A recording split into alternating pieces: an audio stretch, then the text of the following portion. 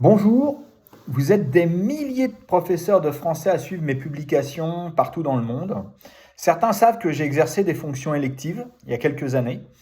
À l'occasion de la Journée mondiale de lutte contre la corruption, je souhaite aujourd'hui partager une expérience locale qui illustre un problème national majeur.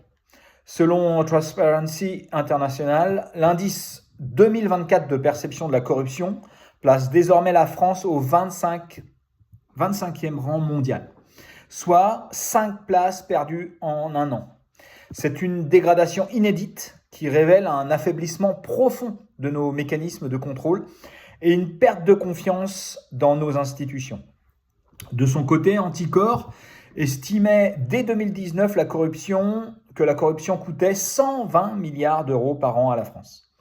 Pendant qu'on augmente les impôts, qu'on repousse l'âge de la retraite et qu'on traque les économies partout, cette hémorragie financière demeure largement ignorée.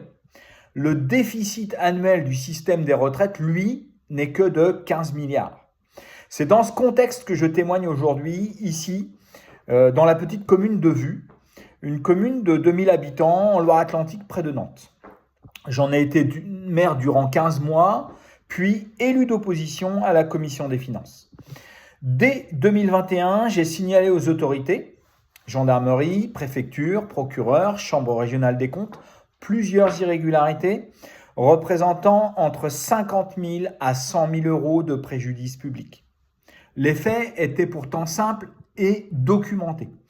Premier dossier, une facture d'avocat établie pour l'usage de la maire et de son premier adjoint a été réglée par la commune via une ligne budgétaire créée sous un faux motif. J'ai transmis la facture.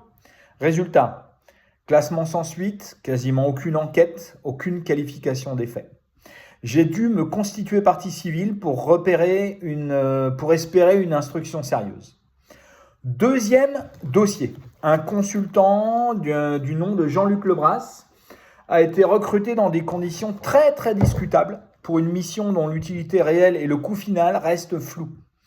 L'enveloppe votée dépassait 20 000 euros. Là encore, pas d'investigation, pas d'audition, pas de suite. Troisième dossier, la commune a financé la création d'un chemin destiné à un tiers en zone Natura 2000 pour environ 15 000 euros. Même scénario, classement sans suite, aucune investigation. Quatrième dossier, une suspicion grave de délit de concussion. 850 euros par mois prélevés des caisses de la commune sans autorisation ni justification pendant au moins 15 mois. Préjudice, 12 000 euros. Depuis combien d'années durait cette situation totalement irrégulière ? Combien de dizaines de milliers d'euros ont été détournés indûment ? Et là encore, une fois, quasiment aucune enquête, aucune audition de la personne incriminée.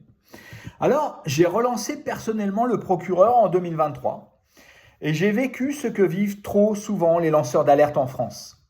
Quelques jours plus tard, au lieu de voir les enquêtes se mettre en place, parce qu'il y a quand même un peu de matière, c'est moi qui ai été placé en garde à vue. Une véritable procédure bâillon destinée à faire taire ceux qui dénoncent. Et pourtant, je n'ai fait qu'accomplir mon devoir en appliquant l'article 40 qui oblige tout élu à signaler les irrégularités dont il a connaissance. Et pour cela, j'ai été poursuivi pour diffamation, outrage, par la maire de Vue qui a financé ces actions judiciaires avec l'argent de la commune. Mon témoignage illustre un problème plus vaste.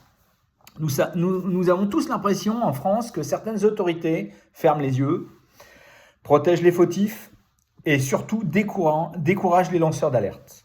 Voilà où nous en sommes en France, pays qui ne cesse de s'ériger en nation exemplaire à la face du monde. Nous en sommes très très très loin du compte. À celles et ceux qui un jour seront témoins de corruption, je conseille la plus grande prudence et l'appui d'associations comme Anticor, AC Anticorruption, l'AELO, l'UNEL, pour ne citer que l'une d'entre elles. Et surtout, je m'adresse aux électrices et aux électeurs. Le 15 mars 2026, lors des prochaines municipales, vous aurez à choisir des élus capables de garantir une gestion publique propre, transparente et surtout incorruptible. À bon entendeur.